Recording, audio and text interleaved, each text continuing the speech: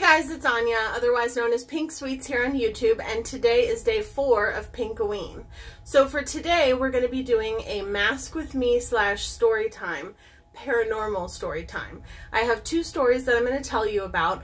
They are more a message from loved ones related than, you know, something really scary, because I don't do anything, you know, with Ouija boards or anything like that. So I'm going to have 2 stories that I want to tell you, and I'm going to be doing a face mask while I tell them to you. So let's get started. First, I'm going to take a makeup wipe. I've already washed my face, but I like to take a makeup wipe just to make sure that I've gotten absolutely everything off my face as like one more step before putting the mask on my face.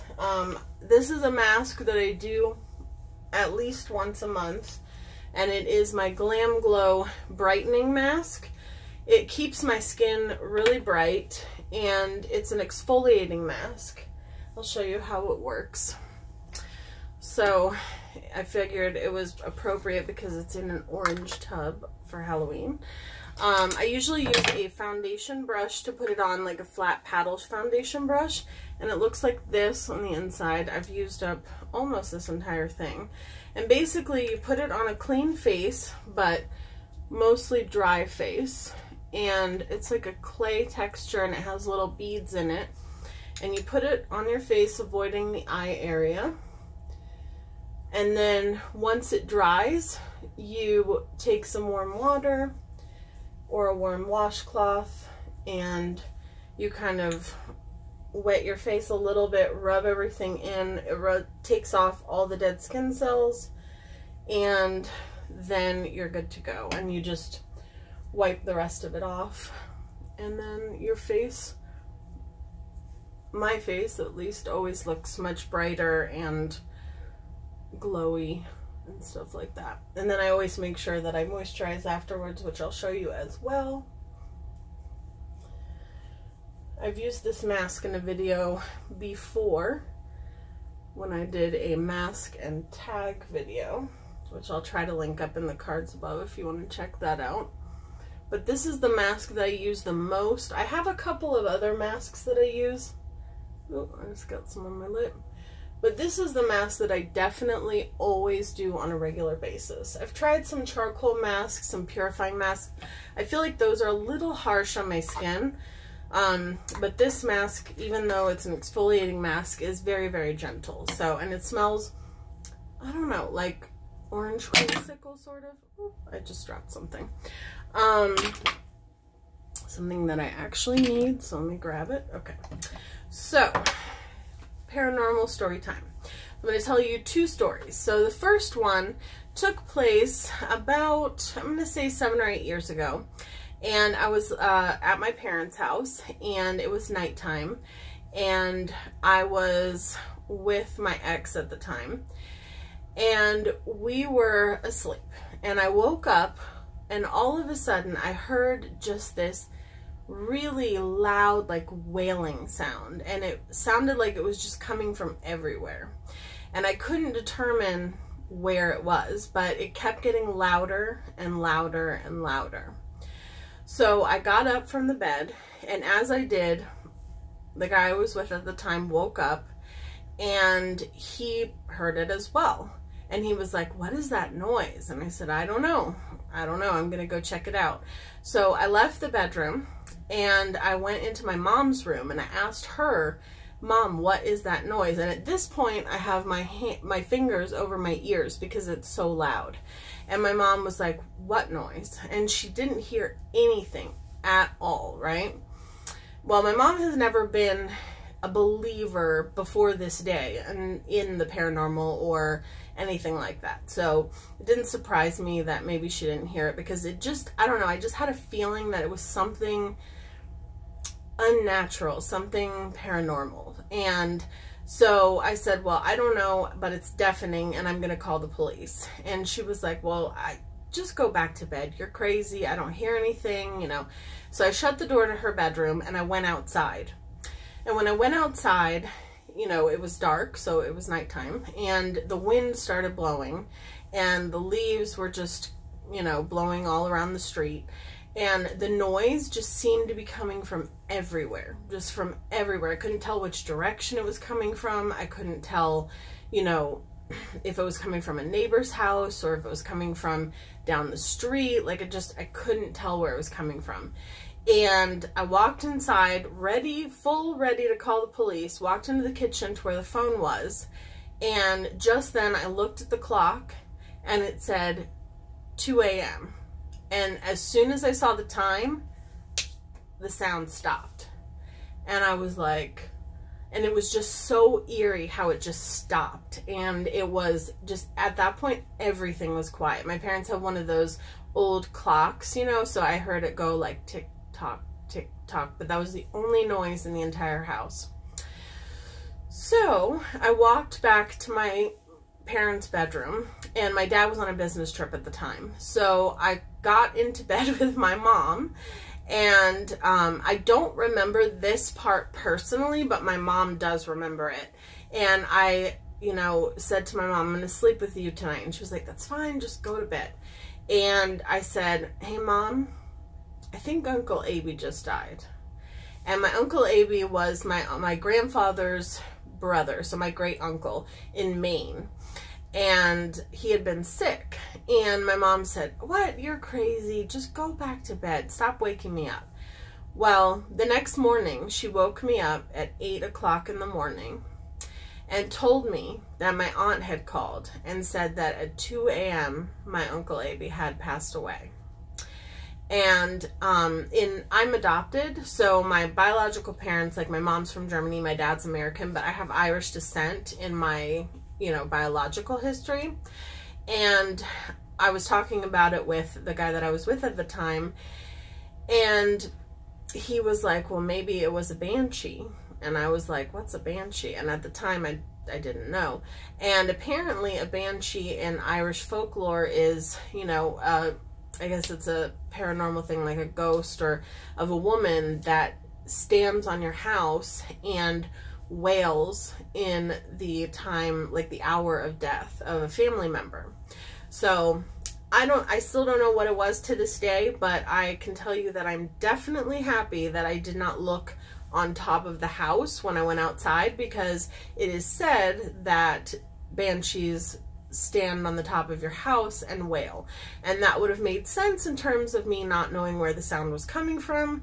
But again, I still don't know what I believe to this day. Like, I'm not saying that that's definitely what it was. I'm not saying that's not what it was, but I just don't know what it was. So let me know down in the comments what you guys think maybe it could have been. But it was just, it was crazy. It was eerie.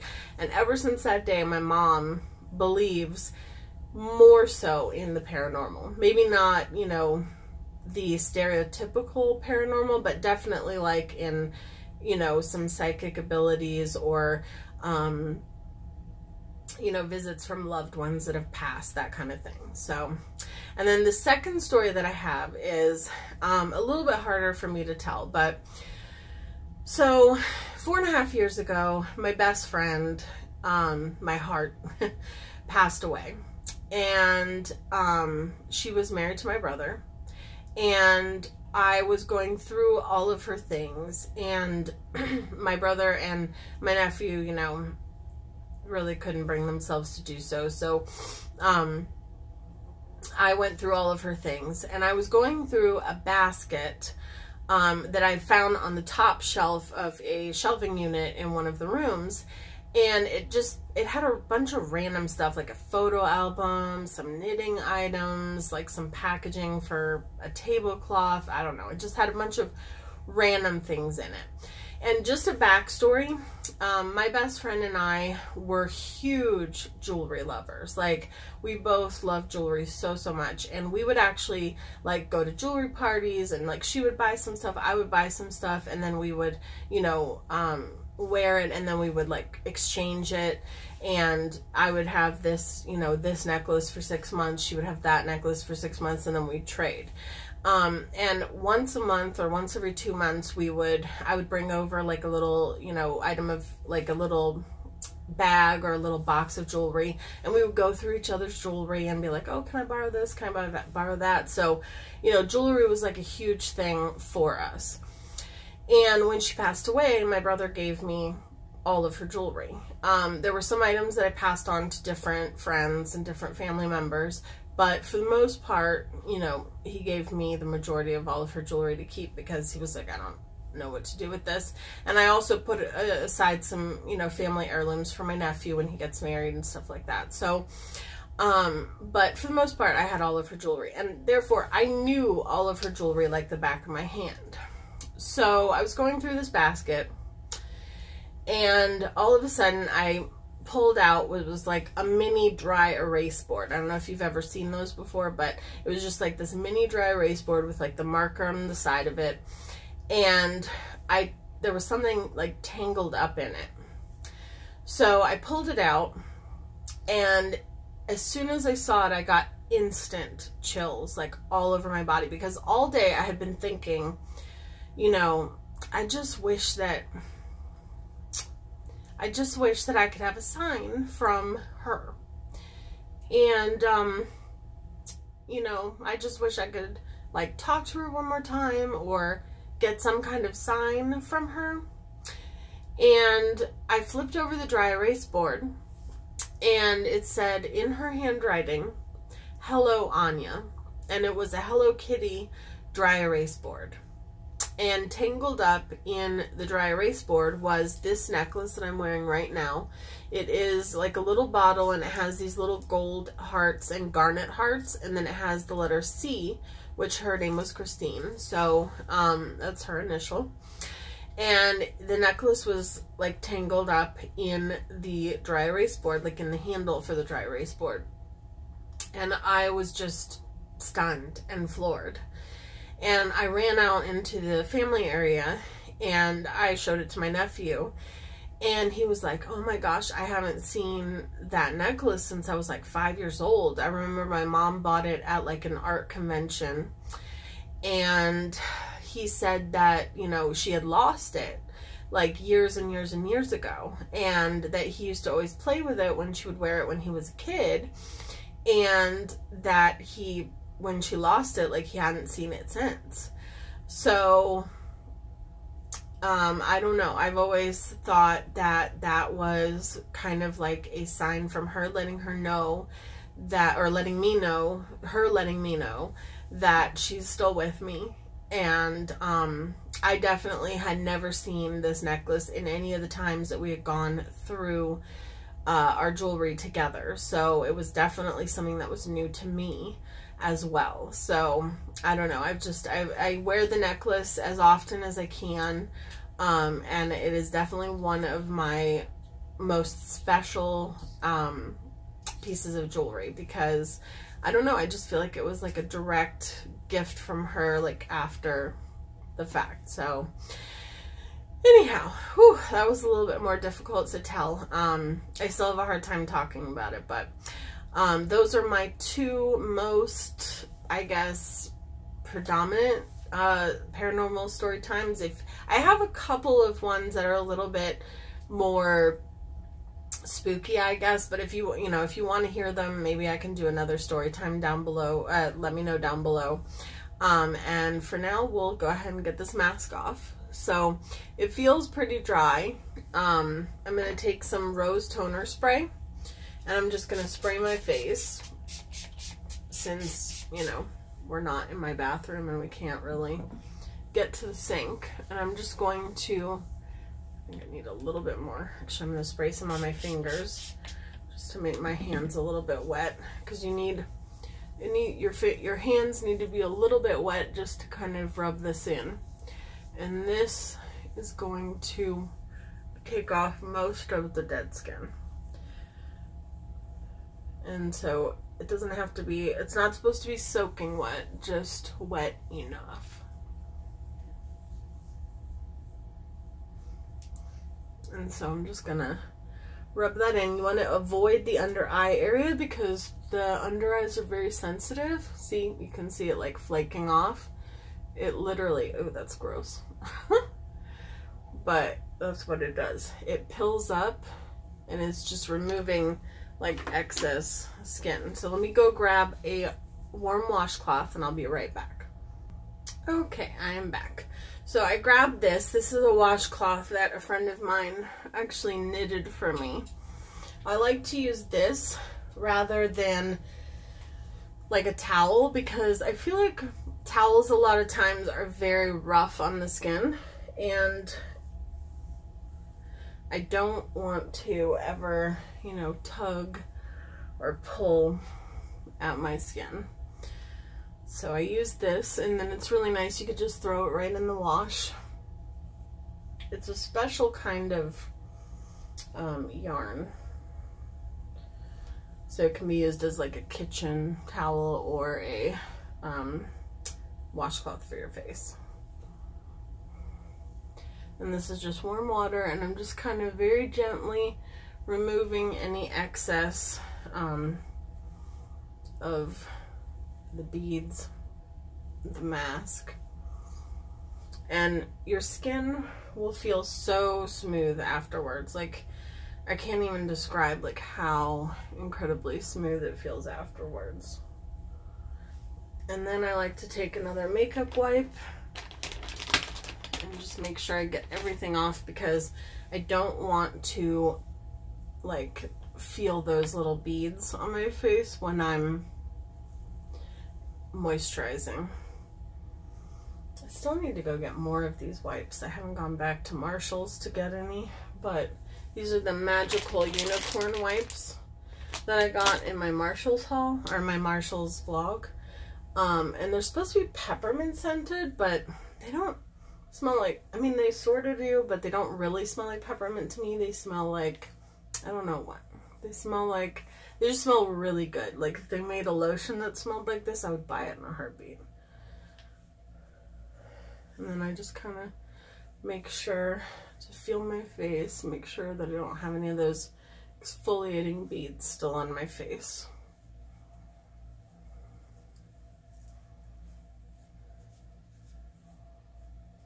Okay.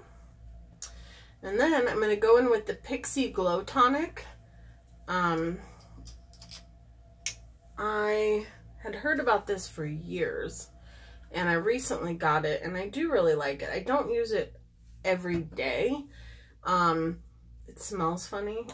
If you can get past the smell, it works great. But I only use this after I exfoliate. I have this exfoliating mask, and then I have a Tatcha exfoliating cleanser. And the cleanser, I would say I use maybe once or twice a week. But it's much gentler. Like, the beads, you can hardly feel them. It just has like very light exfoliation. I don't like the exfoliators that have like the, you know, like the crushed up shells. The ones that are really harsh, like those, I don't use those on my skin.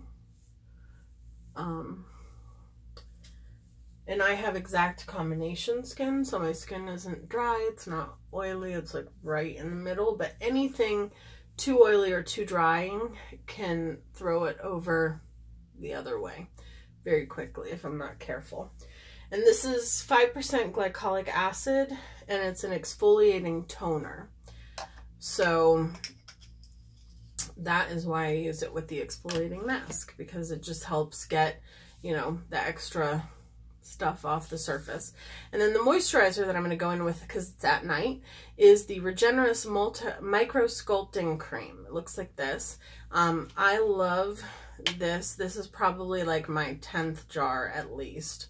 I get it at Costco, because they have, at Costco, they have like a 2-pack for, 2-pack or a 3-pack for the cost of, like almost for the cost of one from like CVS or something like that. And this is a night cream that I use often. It is a regenerating, that's why it's called Regenerist, and it basically causes your skin cells to regenerate overnight so that you always have like fresh new skin cells. And I feel like it really, really, really works. And then I kind of put the rest on the back of my hand, because hands, I think, are where you can see aging first. So, hands and the neck. So I do bring some of it down the neck, and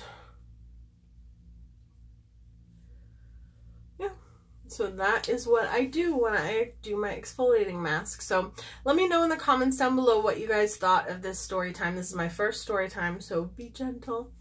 And thank you guys so much for watching, and I will talk to you guys soon. Bye, guys.